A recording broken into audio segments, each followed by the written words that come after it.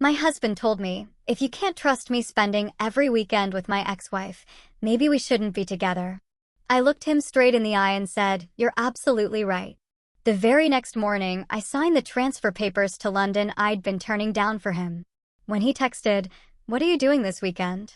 I sent a selfie, standing in Heathrow Airport. The glow of a text message on my husband Colton's phone seared into my eyes in our darkened bedroom, burning away any last vestiges of sleep. "Can't wait to see you today. It's been too long. D." That single, innocent-looking message from his ex-wife, Daisy, plunged me into a chilling reality. My perfect life, the one I'd painstakingly built, was nothing but a fragile illusion. My hands shook, the phone suddenly heavy as I carefully placed it back on his nightstand, exactly where I'd found it. Daisy. The woman he'd been meeting every single Sunday for 3 months, claiming it was just innocent coffee between old friends. Now, she was apparently counting down the hours until she saw my husband again. I slid back under our luxurious Egyptian cotton sheets, feigning sleep, but my mind was a whirlwind. 5:47 a.m. Who sends messages that early, unless they've been thinking about someone all night? I forced my breathing to stay steady as Colton stirred beside me, his hand automatically reaching for his phone as if it were oxygen. The soft light illuminated his face, and I watched through barely open eyes as a smile, one I hadn't seen directed at anything involving me in months, spread across his features. He typed back quickly, his fingers dancing across the screen with practiced familiarity. His response was brief, "Morning, beautiful." His voice, when he finally spoke, carried that forced cheerfulness people use when they're hiding something big. He leaned over to kiss my forehead, and I caught the scent of cologne. Cologne. At 6 a.m. for Sunday coffee with a friend. I mumbled something non-committal and rolled over, giving him space to continue whatever elaborate performance he was staging. Through the dresser mirror, I watched him select his outfit with the kind of meticulous care usually reserved for job interviews or first dates. The cashmere sweater I bought him for Christmas. Designer jeans that cost more than most people's rent. Everything coordinated to look effortlessly expensive.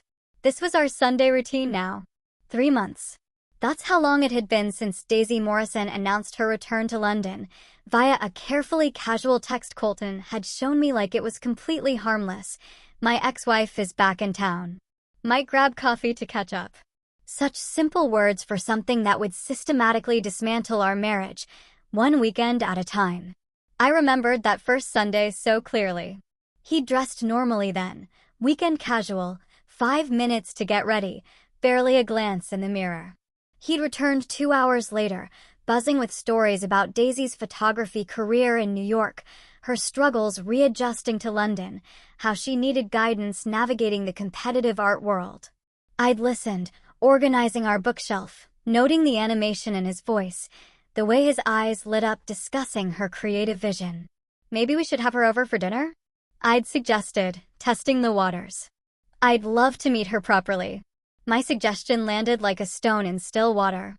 Colton's enthusiasm vanished, replaced by that careful expression he wore during difficult client negotiations. "She's very private right now, going through a difficult transition. Maybe once she's more settled." That should have been my first warning. In 4 years of marriage, Colton had never been protective of anyone's privacy except his own. But I wanted to trust him. I trusted the man who'd promised me forever in a church filled with 200 witnesses. Trusted the partner who'd built this beautiful life with me, brick by expensive brick. Our Georgian townhouse, featured in 3 different design magazines. My thriving marketing consultancy. His corner office overlooking the Thames. We were the couple other people envied, the ones who seemed to have cracked the code on having it all. So, I ignored the warning bells. Ignored the way he started caring about his appearance on Sundays. Ignored the increasing frequency and lengthening duration of their meetings. Ignored the late-night phone calls that sent him walking out to our garden for privacy. I even ignored my own instincts when those calls started happening during our dinner conversations, Colton apologizing while stepping outside to help Daisy with some urgent professional crisis that always seemed to occur during our limited time together. The shower started running, a stark timer. I knew I had exactly 20 minutes before he emerged, fully prepared for another day in his alternate reality. 20 minutes to lie here and pretend I didn't know what I knew. Pretend I hadn't seen the credit card charges from expensive Shoreditch restaurants. Pretend I hadn't noticed how our weekend plans always got canceled for Daisy emergencies. Pretend I hadn't started sleeping in the guest room because listening to his late-night conversations with her made me feel sick. My own phone buzzed on the nightstand. An urgent email from my company's London office, European Division Director. Final consideration, time sensitive. I deleted it without opening, just like I had with the previous 2 offers. £145,000 annually. My own team, unlimited creative control. A chance to build something entirely my own. But accepting would mean disrupting our perfect Richmond life. Abandoning the beautiful existence Colton and I had constructed together. Except our life wasn't perfect anymore, was it?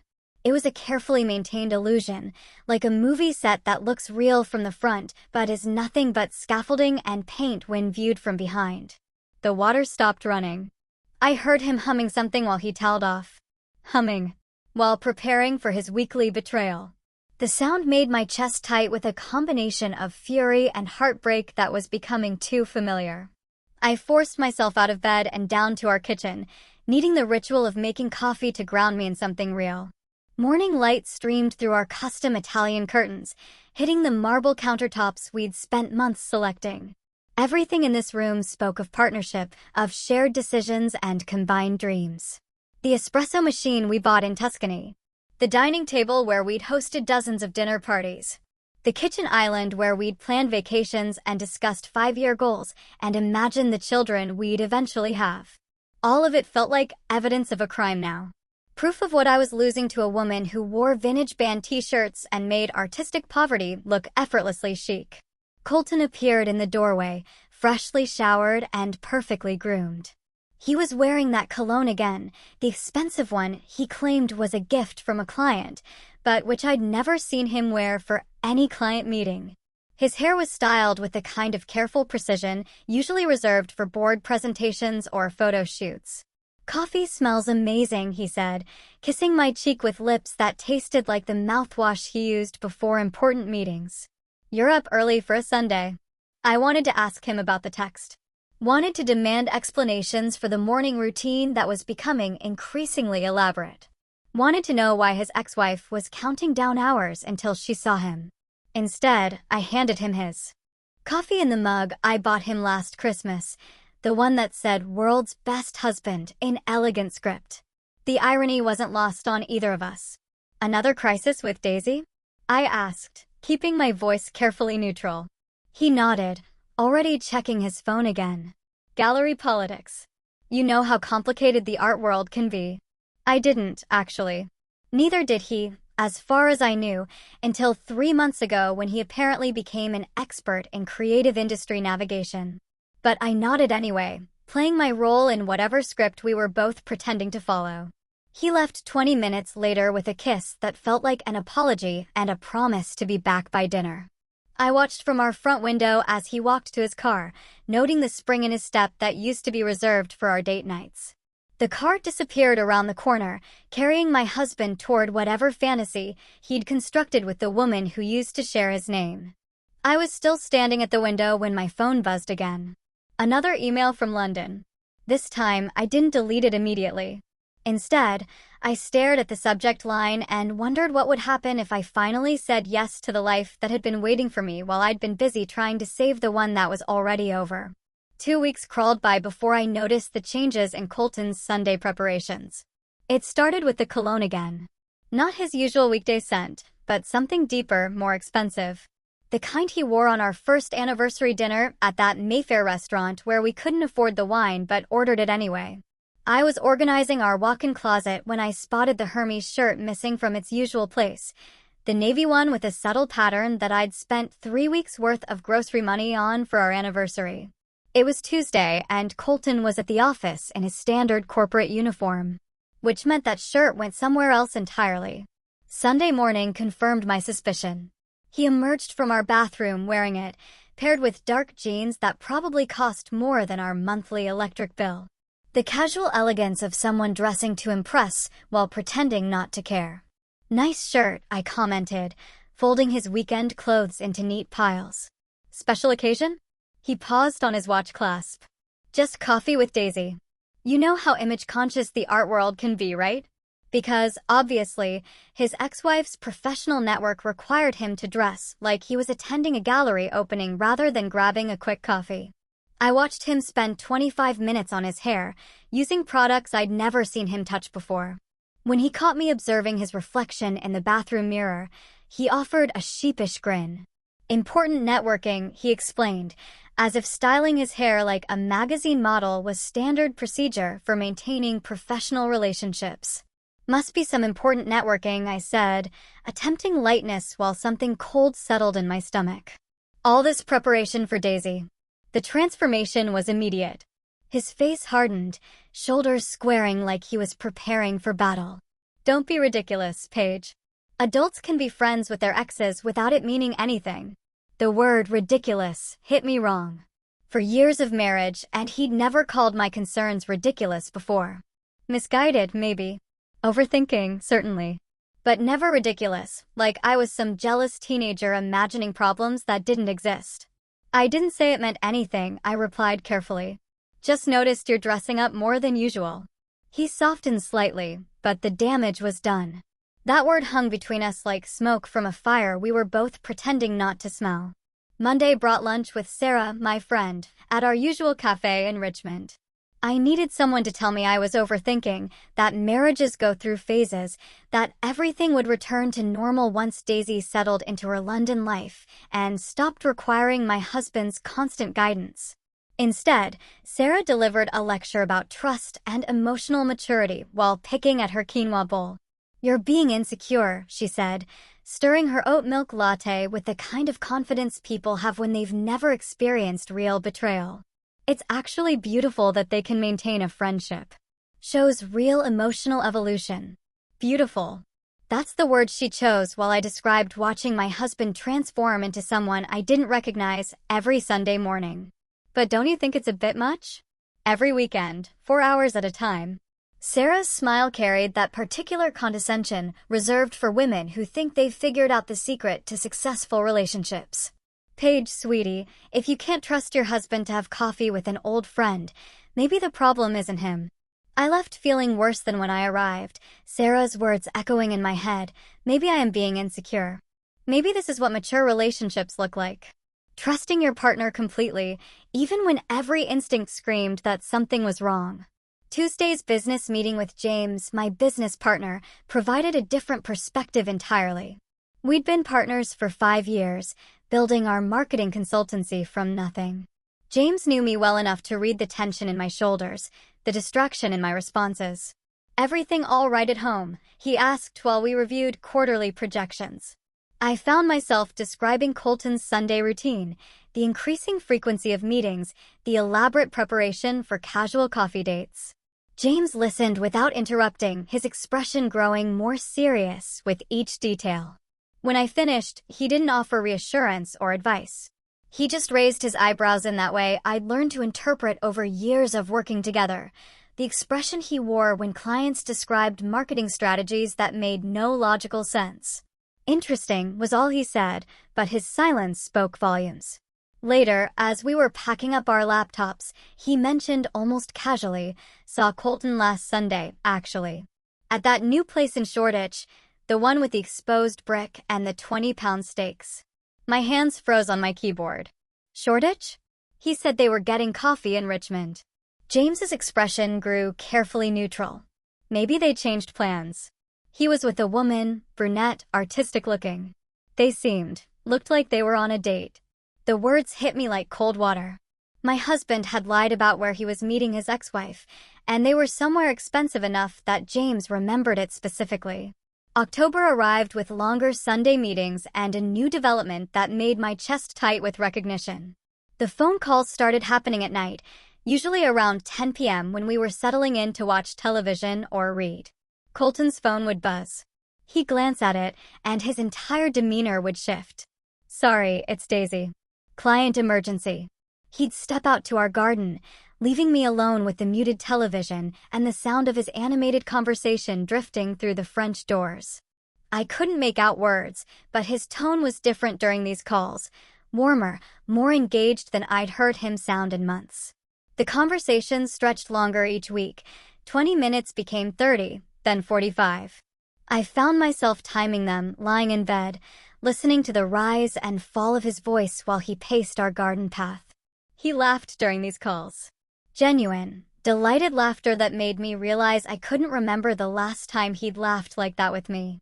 When he returned to our bedroom, he was always apologetic but vague about the emergencies, gallery politics, client negotiations, industry connections.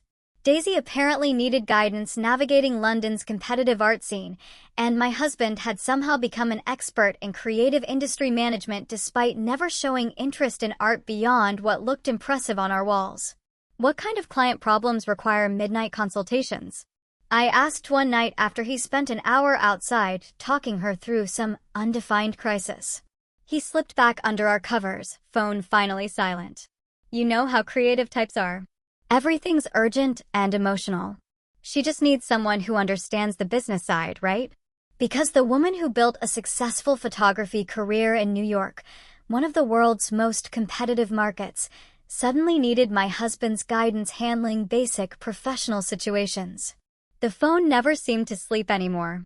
It buzzed during our dinner conversations, interrupted movies we were watching together, lit up the dark bedroom at all hours with messages from D.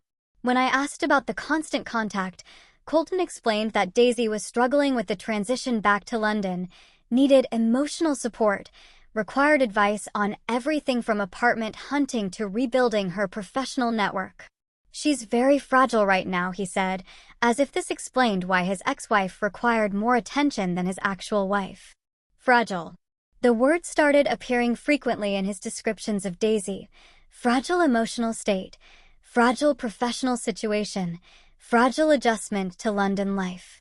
This woman who packed up her entire existence and moved to another country to pursue her career was apparently too delicate to handle basic life challenges without my husband's constant intervention. I started sleeping in our guest room, telling myself it was because his late-night conversations kept me awake. But the truth was more complicated. Lying next to someone while they prioritized another woman's needs over your shared bedtime felt like a special kind of torture I wasn't ready to endure every night. From the guest room, I could still hear him talking to her through the walls. His voice carried differently at night, softer and more intimate than the fragments I'd heard before. Reassurances about her talent, encouragement about her prospects, promises that things would get better. I couldn't remember the last time he spoke to me with that kind of gentle certainty. The guest room became my sanctuary and my prison. 3 weeks into my self-imposed exile from our shared bed, I discovered the dark magic of social media stalking at 2 a.m. Insomnia had become my unwelcome companion, arriving precisely when Colton's breathing settled into the deep rhythm of someone sleeping peacefully despite systematically destroying his marriage. Tonight, like so many others, I reached for my phone, my thumb hovering over the Instagram app with the kind of hesitation people reserve for opening medical test results. Daisy Morrison's profile loaded with cruel efficiency.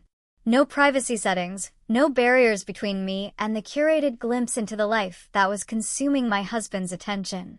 Her feed was exactly what I expected, artfully arranged chaos that screamed authentic bohemian lifestyle. Vintage band t-shirts draped over unmade beds. Gallery openings captured in moody black and white. Coffee cups photographed from angles that suggested deep artistic contemplation. But it was the locations that made my blood freeze. Richmond Farmers Market, tagged 14 days ago. The same Sunday Colton claimed they were meeting for coffee in some generic cafe. The photo showed autumn produce arranged like a still life, but I recognized the vendor stalls, the cobblestone layout, the Victorian lampposts that lined the market square where Colton and I had shopped together every other weekend for 4 years. I scrolled further, my thumb moving with the mechanical persistence of someone picking at a wound. Our favorite antique shop on Hillreese, photographed 6 days ago with the caption, "Hidden treasures in unexpected places." The image showed vintage jewelry displayed against weathered wood, the same display case where Colton and I found the Art Deco mirror hanging in our hallway. He wasn't just meeting my husband. He was touring my life, documenting places that belonged to us, locations that held our shared memories and inside jokes.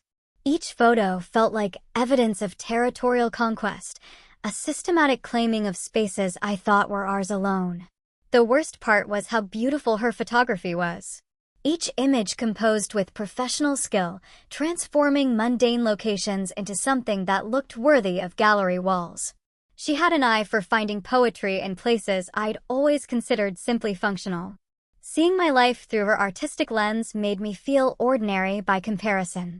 Like I'd been living in black and white while she saw everything in vivid color. Morning brought the monthly ritual of organizing our finances. A task I'd always handled because Colton found numbers tedious unless they were attached to his quarterly bonuses.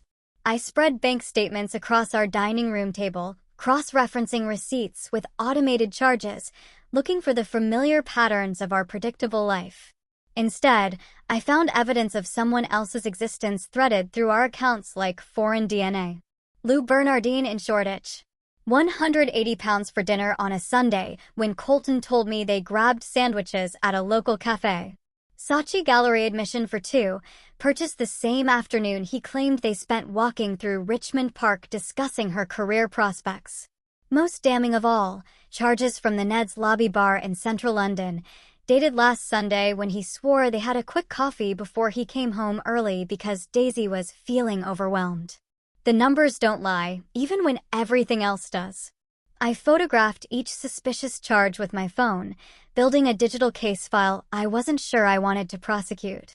When Colton appeared in our kitchen that evening, loosening his tie after another day of managing other people's money, I spread the statements in front of him like cards in a poker game. "Expensive coffee dates," I said, pointing to the Shoreditch restaurant charge. His reaction was immediate and smooth. Too smooth, like he'd been preparing for this conversation. That wasn't coffee. We met some gallery owners Daisy knows from New York. Networking dinner. You know how important connections are in creative industries. The explanation came so naturally, I almost believed him. Almost. Until I pointed to the gallery admission charges and watched him construct another elaborate fiction about attending exhibitions to better understand Daisy's artistic influences. 2 tickets, I asked. She needed moral support. These gallery events can be intimidating when you're trying to rebuild professional relationships. Each lie built on the previous one, creating an increasingly complex narrative that explained away every suspicious detail. His voice carried the confidence of someone who'd practiced these explanations, refined them until they sounded not just plausible, but reasonable. The hotel bar charge required the most creative storytelling. According to Colton, they met a potential client there who was only available for 30 minutes between flights. Daisy had been nervous, needed his support, and afterward, they'd shared a quick drink to debrief. His lies came so smoothly, I started questioning my own interpretation of the evidence. Maybe these charges did have innocent explanations. Maybe I was seeing conspiracies where simple friendship existed. Maybe Sarah was right about my insecurity poisoning my perspective. Saturday morning laundry became an archaeological expedition. Sorting through our clothes, I realized Colton's favorite leather jacket hadn't appeared in the hamper for 3 weeks. Neither had the navy wool scarf I brought him from Paris last year, the one he claimed made him look sophisticated enough for European business meetings. When I asked about the missing items, he didn't even look up from his newspaper. Dry cleaners. That jacket needs special care, and the scarf got stained at lunch last week. But I checked Somerset Cleaners on Monday afternoon, the place we'd used for 5 years. The woman behind the counter knew us by name. She shook her head when I described the jacket and scarf. "Haven't seen those pieces, love. Nothing of your husband's has been in for over a month." I stood in the shop, surrounded by plastic-wrapped clothes that belonged to other people's lives, realizing that items were disappearing from our home the same way pieces of our marriage were vanishing. Small things at first, barely noticeable. Then larger absences that left obvious gaps.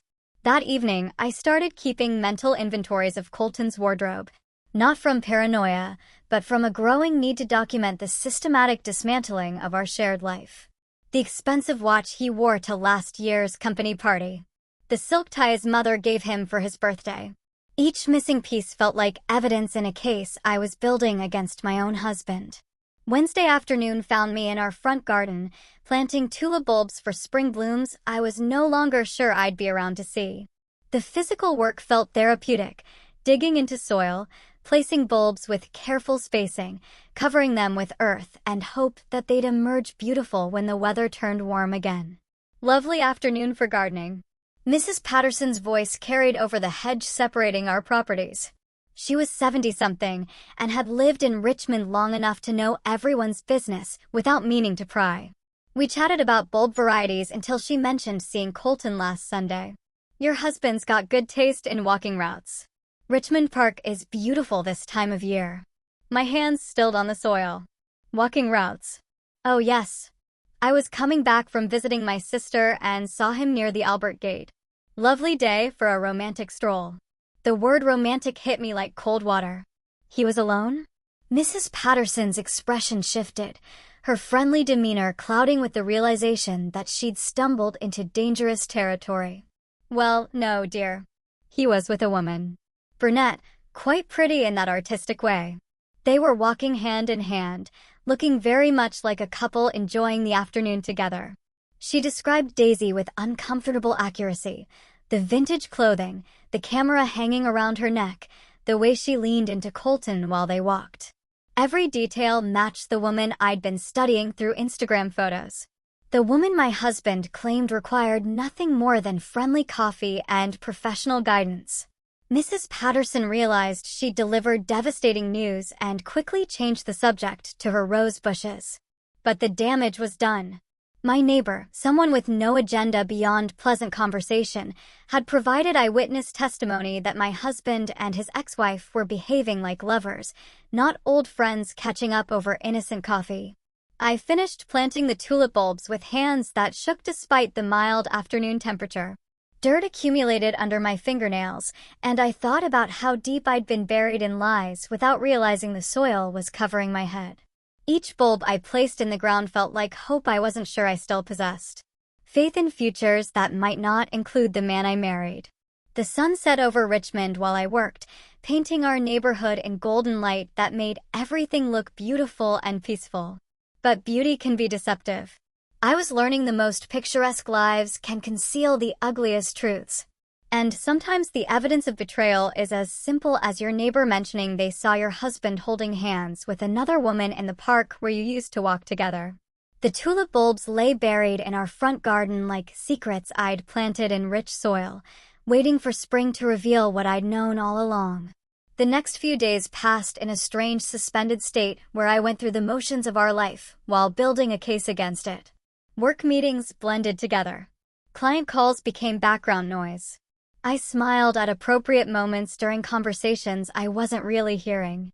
All while my phone burned with screenshots and evidence I couldn't stop collecting. Thursday evening changed everything.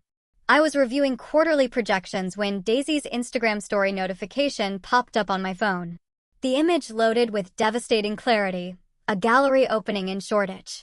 All exposed brick walls and industrial lighting. Daisy stood among well-dressed art enthusiasts, wearing a black dress I'd never seen but accessorized with something that made my breath catch. My grandmother's vintage pearl earrings. The ones with the intricate silver settings that took 3 generations to reach me. The earrings Colton borrowed last month for what he called an important client event that required elegant accessories to make the right impression. I zoomed in until the screen pixelated, but there was no mistaking them. Those earrings had been in my family since 1952, passed from my grandmother to my mother to me with stories about wearing them on special occasions, about saving them for moments that mattered. Apparently, gallery openings with his ex-wife qualified as moments that mattered. The timestamp showed Thursday at 8:30 p.m. Last Thursday, when Colton claimed he was working late on year-end budgets, when I ate dinner alone and went to bed early because he texted that the numbers were taking longer than expected. While I was falling asleep in our guest room, he was watching his ex-wife wear my grandmother's jewelry to art openings in neighborhoods he'd never taken me to explore. I screenshot everything with shaking fingers, adding it to the growing folder of evidence I'd labeled documentation, because calling it what it really was felt too devastating to acknowledge.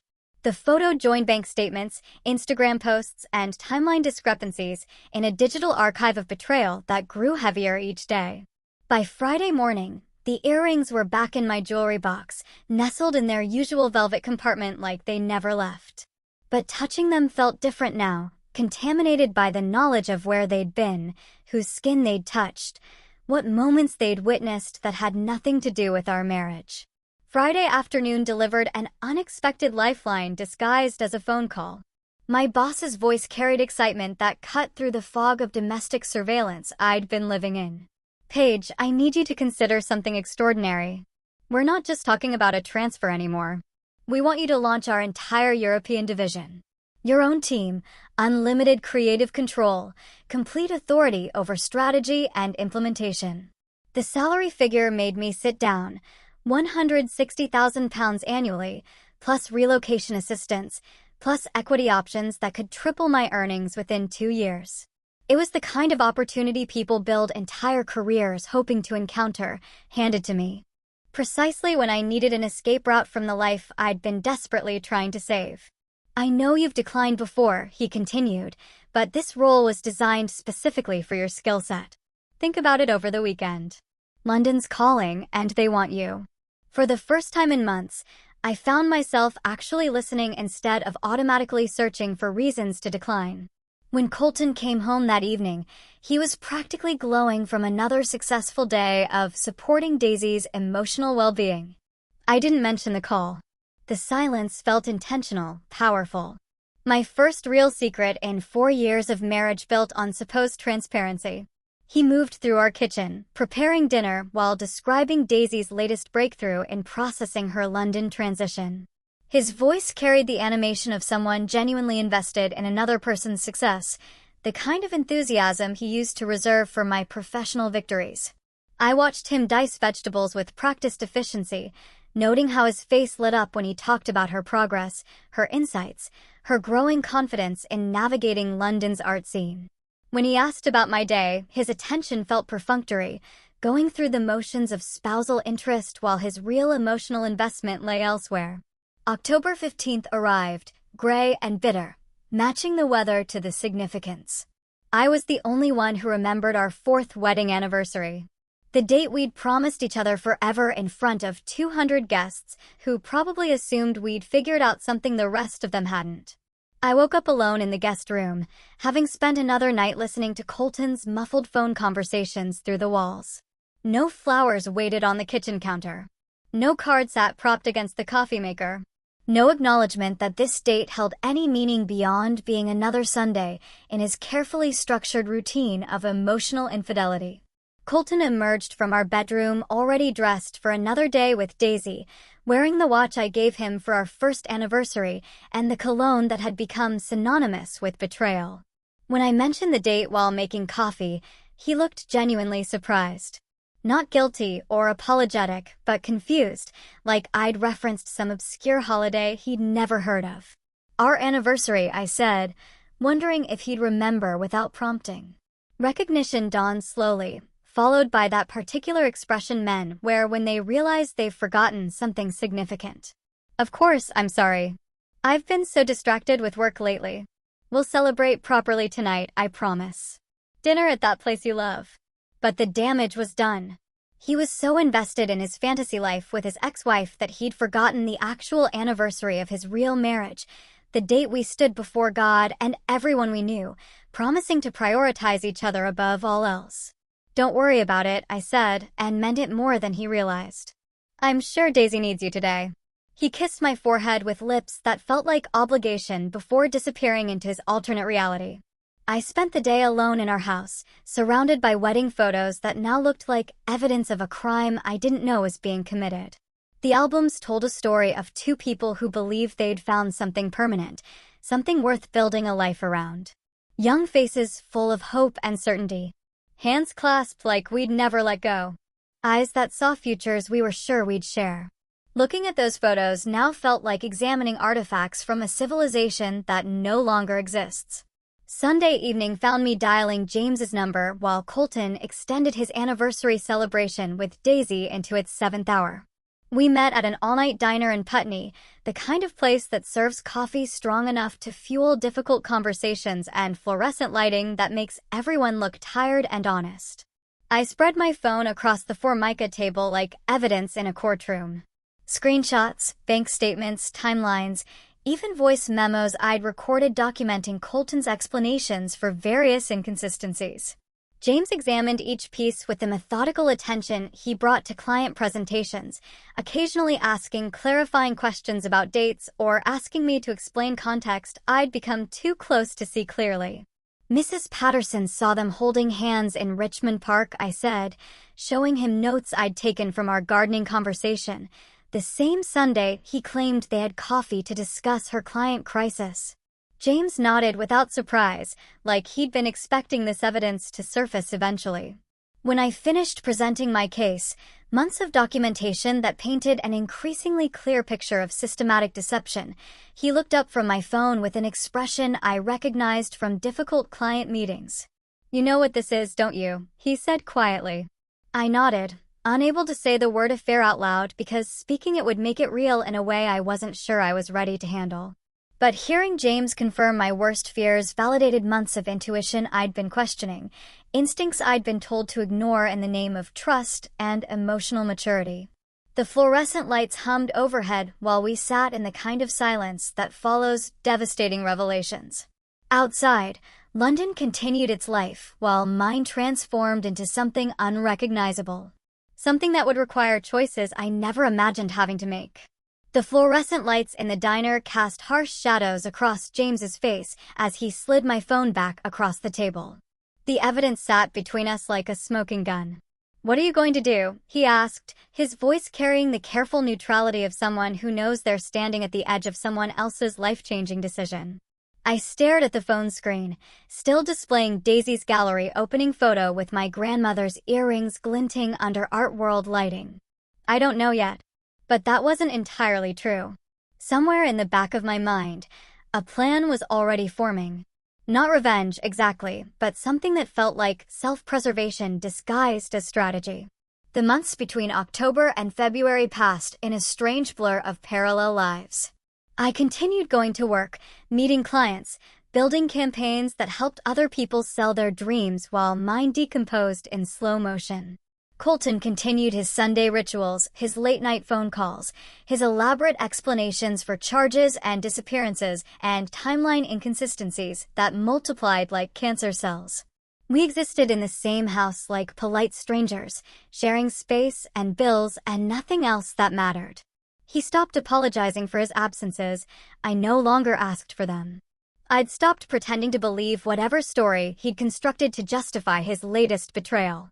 The London offer hovered in my inbox like a lifeline I was afraid to grab. 3 times my boss called for an answer. 3 times I asked for more time, knowing I was really waiting for Colton to give me permission to leave by finally being honest about wanting me to go. February arrived, gray and bitter, matching my mood as I sat in our kitchen at 7 a.m., reviewing client proposals that felt increasingly meaningless. Outside, Richmond looked like a watercolor painting left in the rain, all blurred edges and muted colors that mirrored the dissolution of everything I thought was permanent. Footsteps on the stairs announced Colton's arrival, though I could already tell from the sound that this wasn't his usual weekend casual descent. These steps had purpose, precision, the cadence of someone preparing for an important performance. He emerged from our bedroom looking like he was headed to a magazine photo shoot rather than coffee with a friend in emotional crisis. The cashmere sweater I gave him for Christmas. Charcoal gray Italian wool. Expensive enough that I'd hesitated before buying it. Dark jeans that cost more than most people's monthly grocery budget. Hair styled with products I'd never seen him use for any client meeting or social event in our 4 years of marriage. "Another emergency situation with Daisy?" I asked, without looking up from my laptop. Gallery politics, he said, adjusting his watch with the practiced motion of someone who's performed this routine dozens of times. She's having trouble with a difficult gallery owner who's questioning her artistic vision. She needs someone who understands the business side of creative industries, right? Because overnight, my husband became an expert in art world negotiations despite never showing interest in creative fields beyond choosing what looked impressive on our walls. I watched him check his reflection in the hallway mirror, adjusting his collar with the kind of attention usually reserved for board presentations or important dates. The man looking back at him was someone I barely recognized. Not the person I married, but someone who'd been carefully constructed to appeal to someone else's aesthetic preferences. Stay home with me instead, I suggested, closing my laptop with deliberate calm. We could drive to Bath, like we used to. Find that antique market you mentioned wanting to visit. His reaction was immediate and visceral, like I'd suggested something genuinely offensive. His face transformed from casual preparation to active irritation, eyebrows drawing together in the expression he reserved for unreasonable client demands. I can't abandon her when she needs support, he said, the word abandon delivered with emphasis that made its implications crystal clear. Abandon. Apparently, leaving his ex-wife alone for one Sunday would constitute abandonment, cruel, thoughtless desertion of someone in crisis. But leaving his actual wife alone every weekend for 4 months straight was just maintaining healthy adult friendships. The irony sat between us like a live wire nobody wanted to touch. What about what I need? The question came out quieter than I intended, but it carried enough weight to make him pause in his preparations. For a moment, I thought he might actually consider the question. Might remember that he had a wife who'd been increasingly invisible in his carefully curated life. Might acknowledge that I'd been patient and understanding and cooperative while he systematically prioritized another woman over our marriage. Instead, his face hardened into the expression he used during hostile business negotiations, cold, calculating, designed to end conversations rather than continue them. We've discussed this exhaustively, Paige. Daisy and I are friends.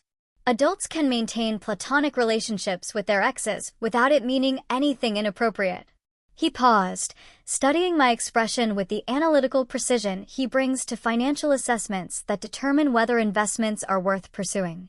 Actually, he continued, his voice taking on the measured cadence of someone delivering a prepared statement, if you can't trust me spending every weekend with my ex-wife, maybe we shouldn't be together at all. The silence that followed felt infinite, like the moment between lightning and thunder, when the whole world holds its breath. I could hear our neighbor's dog barking, Sunday morning traffic building on Richmond Road, our antique grandfather clock ticking away seconds of our marriage with mechanical precision. But mostly, I heard the sound of 4 years of carefully constructed life finally cracking down the middle, splitting along fault lines that had been developing for months without either of us acknowledging the structural damage. He'd given me an ultimatum disguised as a choice: accept his relationship with Daisy or end our marriage. Trust him completely or lose him entirely. Submit to his version of reality or face the consequences of questioning it. What he didn't realize was that he'd also given me permission to end this charade with my dignity intact. I looked him directly in the eyes, seeing clearly for the first time in months the man standing in our hallway, wearing clothes I bought him, cologne he saved for another woman, styling his hair for someone who wasn't his wife. This wasn't my husband anymore. This was someone wearing my husband's face, living in my house, spending my emotional energy while giving his authentic self to someone else entirely. You're absolutely right, I said, my voice carrying a calm that surprised us both. His face went through fascinating changes. Confusion first, like a computer processing conflicting information. Then alarm as he realized this wasn't the script he'd written. He'd expected tears, accusations, maybe even a dramatic scene he could later describe to Daisy as evidence of my emotional instability and his justified need for support from someone who understood him better. What he hadn't expected was agreement. Calm, rational, immediate agreement that his ultimatum made perfect sense. Wait, he said, his confident negotiation stance faltering. That's not, we should talk about this, but I meant every word with surgical precision. I was done with the entire elaborate performance of pretending our marriage could survive someone who'd already emotionally divorced himself from it. Done pretending that love meant accepting lies as truth, that trust meant ignoring evidence, that commitment meant tolerating systematic betrayal as friendship. He stood in our hallway looking like someone who'd just realized they'd overplayed their hand in a game they thought they controlled. The ultimatum that was supposed to silence my questions had instead given me the clarity I'd been searching for. For the first time in months, I knew exactly what I was going to do next. Colton stood frozen in our hallway, his carefully styled hair and expensive cologne suddenly looking like costume pieces from a play that had ended mid-performance. The confidence he'd worn like armor while delivering his ultimatum had evaporated, leaving behind someone who looked genuinely confused about how his power play had backfired so spectacularly. "We should talk about this," he said again, his voice carrying a note of panic that wasn't there 5 minutes ago. "We just did," I replied, gathering my laptop and client files with the calm efficiency of someone who'd finally stopped fighting against the inevitable. "You were very clear about your priorities." He followed me upstairs, his footsteps quick and uncertain behind me. I could feel him watching as I moved around our former bedroom, collecting the work materials I'd need for what was about to become the most important Sunday of my professional life. "Paige, wait, I didn't mean we should actually separate. I was just trying to explain how important it is for you to trust me, trust." The word that had been weaponized against me for months used to make me question my instincts and ignore obvious evidence. Now it sounded hollow, meaningless, like calling rain dry or darkness bright. "I do trust you," I said, pulling my laptop charger from the wall outlet. "I trust you to prioritize Daisy over everything else. I trust you to lie about where you go and what you do. I trust you to forget our anniversary while remembering every detail of her gallery openings." He opened his mouth to protest, but I continued before he could construct another elaborate fiction. "Most importantly, I trust that you meant exactly what you said downstairs. If I can't accept your relationship with your ex-wife, we shouldn't be together." "So we won't be." I left him standing in our bedroom doorway and headed to my home office, the room that was about to become my war room for executing the most important strategic decision of my life. The London email sat in my inbox like a door I'd been afraid to open, afraid of what might lie beyond the familiar confines of Richmond and routine, and a marriage that felt safe even while it was suffocating me. But safety is an illusion when you're drowning slowly. And I'd been underwater for so long I'd forgotten what breathing felt like. My fingers hovered over the keyboard for only a moment before muscle memory took over, typing words that felt like they were coming from some stronger, clearer version of myself I hadn't met in years. Subject: London Division Director position. Acceptance. I'm ready to accept the role. When can we discuss transition logistics and start dates? Thank you for your patience with my decision-making process. I'm excited about this opportunity. I hit send before I could second-guess myself, before the part of my brain that's been trained to prioritize other people's comfort over my own advancement could interfere with this moment of perfect clarity. The response came faster than I expected, within 4 hours, even on a Sunday evening when most executives are home with their families. Brilliant news. Can you start in 3 weeks? We'll handle all relocation logistics, including temporary housing and permanent flat hunting assistance. Welcome to the London team. We've been hoping you'd say yes. 3 weeks. 21 days to dismantle a life I'd spent years building and reconstructed in a city where nobody knew my history, where I could be someone other than the wife who wasn't enough to keep her husband's attention. Downstairs, I could hear Colton on the phone, probably calling Daisy to describe his domestic crisis and seek comfort from the woman who was apparently better equipped to understand his emotional needs than his actual wife. The conversation lasted over an hour, his voice carrying the same animated tone that used to be reserved for discussions about our future. Monday morning arrived with the predictable sound of Colton attempting damage control. His footsteps on the stairs were heavier than usual, weighed down by the kind of regret that only surfaces after consequences become visible. He appeared in our kitchen wearing that particular expression men get when they realize they've overplayed their hand, sheepish but defensive, sorry but not really. Like someone who's been caught cheating at cards, but wants to argue about the rules rather than acknowledge their behavior. About yesterday, he began, adjusting his cufflinks with nervous precision. I think we both said things we didn't mean. Heat of the moment, you know. We've been under a lot of stress lately. I looked up from my coffee, genuinely curious about his revisionist interpretation of events. Stress, as if external circumstances forced him to prioritize his ex-wife over our marriage. As if spending every weekend with another woman was something that happened to him rather than something he chose repeatedly. Which part didn't I mean? I asked, my voice carrying the calm interest of someone observing a fascinating psychological experiment. The part where I agreed with your assessment of our relationship? Or the part where I accepted that we shouldn't be together? He ran his hand through his hair, the same gesture he makes during difficult client presentations when the numbers don't support the narrative he's trying to sell. You know what I meant, Paige? You were being. He stopped himself before finishing that sentence, probably remembering how well calling me ridiculous worked out yesterday. I was being what, Colton? Emotional? Reactive? This whole thing with Daisy has you seeing problems that don't exist. His audacity was breathtaking. For months of systematic deception, forgotten anniversaries, missing jewelry, and financial infidelity. And I was the one creating problems by noticing them.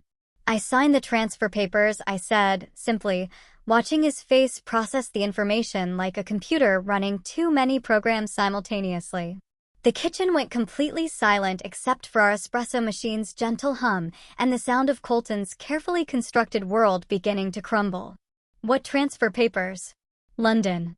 The director position I've been offered 3 times. The one worth nearly double my current salary. I start in 3 weeks.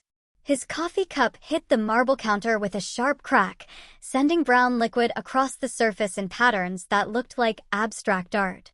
He stared at me like I'd announced plans to join a space mission or become a professional acrobat, something so foreign to his understanding of who I was that his brain couldn't process the information. You can't be serious. We never discussed this. You can't just make unilateral decisions about our future. The hypocrisy was so perfect, I almost laughed. The same man who'd been making unilateral decisions about our weekends for months, who'd been conducting a relationship with his ex-wife without consulting me about the impact on our marriage, was suddenly concerned about collaborative decision-making.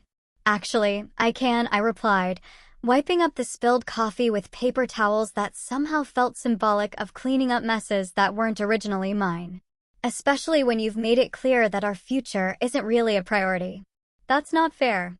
You know how it looks like Daisy's career concerns, Daisy's emotional needs, and Daisy's social calendar have been significantly more important than anything involving your actual wife. He started to protest, but I continued before he could launch into another elaborate explanation about the innocence of professional friendships and the maturity of maintaining relationships with ex-spouses. The house goes on the market Friday, I added, because there's no point in drawing out revelations that will be devastating regardless of timing.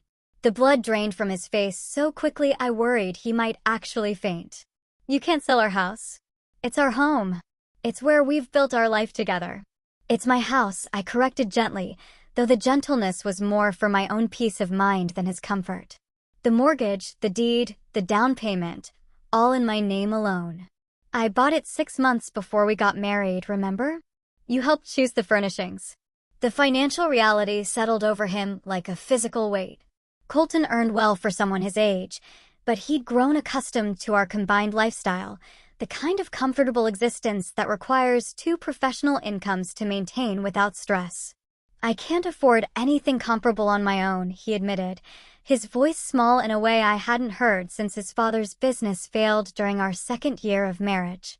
I know, I said, and meant it without cruelty. But that's not my problem anymore. The man standing in my kitchen, in my house, wearing clothes I bought him, suddenly looked like someone I was seeing clearly for the first time. Not the partner I thought I'd married, but someone who'd been living in my space, spending my emotional energy, taking advantage of my investment in our shared future while pursuing his own interests with someone else entirely. 3 weeks suddenly felt like both too much time and not nearly enough to extract myself from 4 years of entangled finances, shared possessions, and the elaborate infrastructure of a marriage that was apparently much more important to me than to him. But for the first time in months, I felt something that resembled excitement rather than dread when I thought about what came next. 3 weeks felt like both eternity and no time at all when you're dismantling a life piece by piece.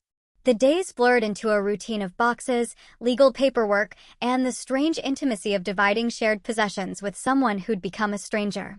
Colton moved through our house like a ghost haunting his own life, occasionally attempting conversations that felt more like negotiations than genuine communication.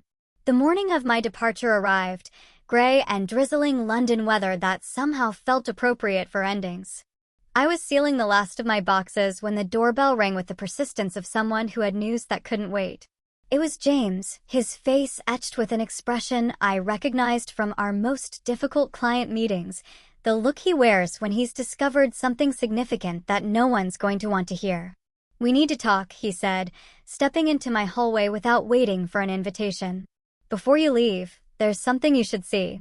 He set his laptop on our dining room table, the same table where Colton and I used to plan dinner parties and discuss weekend trips we'd never take. The screen loaded with the methodical efficiency of someone who'd spent considerable time organizing evidence. "I was running social media analytics for that gallery client," James began, his fingers moving across the keyboard with practiced precision. Daisy Morrison's name came up in the data. So I did some deeper research. What I found changes everything. The screen filled with screenshots, timestamps, and social media posts arranged with a kind of systematic organization that made my marketing background appreciate the thoroughness even while my heart sank at the implications. "The Sunday brunches," James said, clicking through images that loaded like evidence in a courtroom presentation. "They weren't emergency counseling sessions at local cafes. Look at these locations." The photos told a different story than any Colton had ever shared with me. Sketch: the trendy Shoreditch restaurant with a 40 pounds tasting menu. Chiltern Firehouse, where celebrities go to be photographed. The River Cafe, which requires reservations booked months in advance and costs more per meal than most people's weekly grocery budget. These weren't the kind of places you grab coffee to help someone through a professional crisis. These were deliberate destinations, the kind of restaurants where people go to impress each other, to create memories, to mark occasions that matter. "She's been documenting everything," James continued, his voice carrying the careful neutrality of someone delivering devastating news as gently as possible. "Not just meals, but activities. Look at this." The apartment hunting photos made my stomach turn. Not just any properties, but specific listings on Richmond streets, within walking distance of our house, neighborhoods where she could easily become part of our daily routine, places where running into us would feel natural rather than coincidental. But the most devastating evidence came from what James called Daisy's professional portfolio. An entire photography series titled New Beginnings that had been developing parallel to her relationship with my husband. The images loaded with an artistic precision that made their emotional impact even more brutal. Our favorite pub, the White Swan, captured in golden hour lighting that transformed the familiar space into something that looked romantic and intimate. The antique shops on Hill Rise where Colton and I used to browse on lazy Saturday afternoons, now serving as backdrop for artistic compositions that suggested someone documenting their systematic reclamation of territory. Even Richmond Farmers Market appeared in her portfolio, photographed with the eye of someone who understood the emotional significance of shared spaces and wanted to claim them for her narrative. "Each image is dated," James said, pointing to timestamps that revealed the scope of what had been happening. "This isn't casual documentation. This is someone deliberately creating a visual record of replacing another woman's life, one location at a time." The photography was undeniably beautiful. Each image composed with professional skill that transformed mundane locations into something that looked worthy of gallery walls.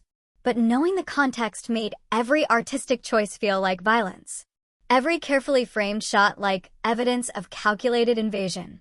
"There's more," James said, his voice getting quieter as he clicked through folders organized by date and location. "The timeline doesn't match anything Colton's told you." The timestamps revealed a pattern that made 4 months of lies suddenly visible in high resolution.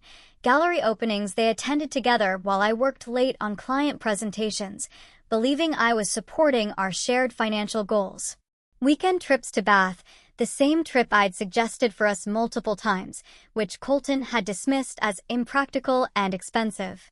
The evidence spanned months, revealing not just infidelity, but an elaborate campaign of manipulation that made my previous understanding of our situation seem naive by comparison. While Colton was telling me about Daisy's fragility and professional struggles, she was documenting their romance like a victory lap, creating permanent records of moments that were supposed to be healing conversations between old friends. "She's been planning this whole thing," I said, scrolling through images that showed increasing intimacy and confidence. This wasn't accidental emotional reconnection. This was systematic. James nodded, closing the laptop with the finality of someone who's finished presenting a case they wish they didn't have to make. "I'm sorry, Paige. I know this makes everything worse." But he was wrong. Seeing the evidence didn't make everything worse. It made everything clear. For 4 months, I'd been questioning my instincts, wondering if I was overreacting to innocent friendship.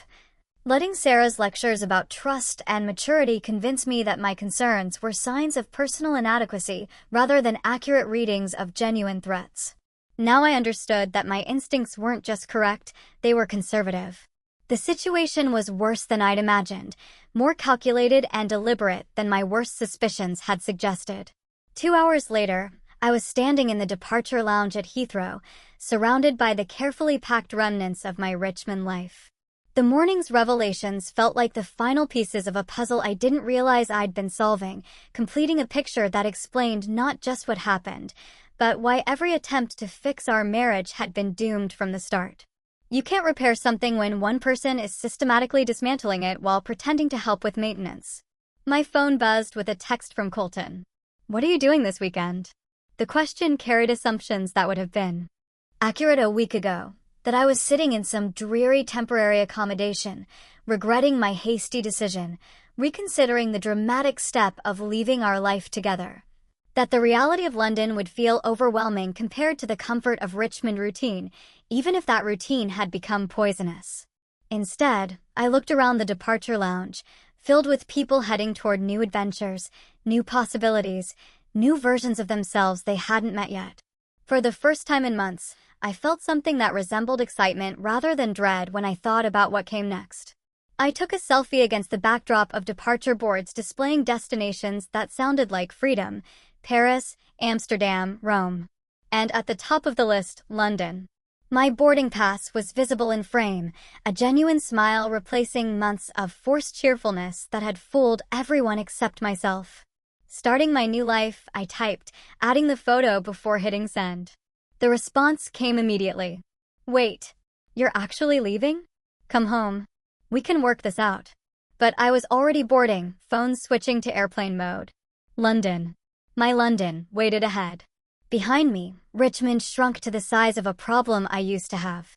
While ahead lay the city where nobody knew my history, where I could be someone other than the wife who wasn't enough to keep her husband's attention. The plane lifted off, carrying me away from 4 years of carefully constructed lies and toward 3 weeks of evidence that finally made sense of what never made sense before. The plane touched down at Heathrow with the gentle bump of new beginnings meeting solid ground. Through the small oval window, London spread out beneath gray skies that somehow looked more promising than Richmond's familiar sunshine ever did. I was 32 years old, carrying 2 suitcases and a laptop bag that contained everything I needed to build a life that belonged entirely to me. The flat in Shoreditch exceeded every expectation my company's relocation team had set. Exposed brick walls that had witnessed decades of London stories, industrial lighting that made everything look like it belonged in a design magazine, and floor-to-ceiling windows that framed the city's skyline like a painting that changed with every shift of light and weather. My first morning, I stood at those windows with coffee from the artisanal roastery 3 floors below, watching London wake up around me. The coffee tasted different here. Not just the beans or the brewing method, but the experience of drinking it without wondering where my husband really spent yesterday, without analyzing text messages for hidden meanings, without that constant low-level anxiety that had become so normal I'd forgotten what peace felt like. The office building in Canary Wharf hummed with the kind of creative energy I'd forgotten was possible in professional environments. My new team was hungry, innovative, eager to prove themselves in ways that made me remember why I loved marketing before it became just another routine supporting a life that was slowly suffocating me. Within 2 weeks, I'd implemented 3 strategies that increased client retention by 30%. The success felt different than my Richmond achievements. Not just professional validation, but proof that I could build something meaningful when I wasn't constantly managing someone else's emotional crisis. For the first time in months, I went entire days without compulsively checking my phone, without wondering if the person who claimed to love me was lying to my face, without feeling like I was walking on emotional landmines disguised as normal conversations. Back in Richmond, according to mutual friends who couldn't resist sharing updates, my departure created exactly the kind of chaos I'd hoped to avoid, but secretly knew was inevitable. Colton's carefully managed double life imploded spectacularly once I removed myself from the equation. Sarah, my former lunch companion and relationship advisor, proved surprisingly eager to share details about the aftermath of my strategic withdrawal. Daisy expected a completely different outcome. She told me during one of her update calls that felt more like entertainment than genuine concern. She thought the Sunday sessions were courtship, leading to commitment, that Colton was building toward leaving you for her. The irony was perfect. When I preemptively ended the triangle by removing myself entirely, Daisy found herself in the awkward position of being the other woman in a relationship that no longer existed. Her response, according to Sarah's breathless reporting, was swift and artistically devastating. The New Beginnings photography series that had documented her systematic replacement of my life was updated with a new collection titled False Start, black and white images of empty restaurant tables, abandoned coffee cups, solitary figures in locations that had once represented possibility, but now spoke only of betrayal and miscalculation. The artistic statement was clear. She'd been played just as thoroughly as I had, cast as the romantic heroine in a story where the male protagonist had never actually committed to anything beyond ego gratification and weekend entertainment. The Richmond house sold within 6 weeks.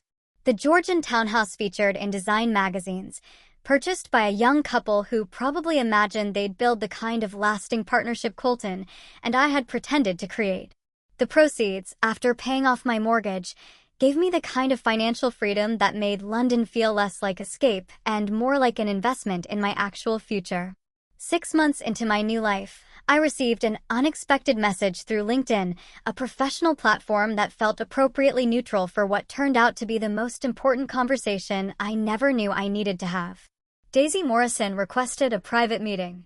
Her message carefully worded and devoid of the artistic flair that characterized her social media presence. We agreed to meet at a cafe in Covent Garden, neutral territory. Neither of us had history or emotional investment there. She looked smaller than I'd imagined, more fragile than the confident bohemian goddess I'd constructed in my mind during months of social media surveillance. The exhaustion in her eyes spoke to the specific kind of weariness that comes from realizing you've been cast as the villain in someone else's story without understanding the script. I wanted to apologize, she said without preamble, her hands wrapped around a coffee cup like it was anchoring her to the conversation. For everything. For believing things that weren't true. For participating in something that hurt you. For not asking the right questions.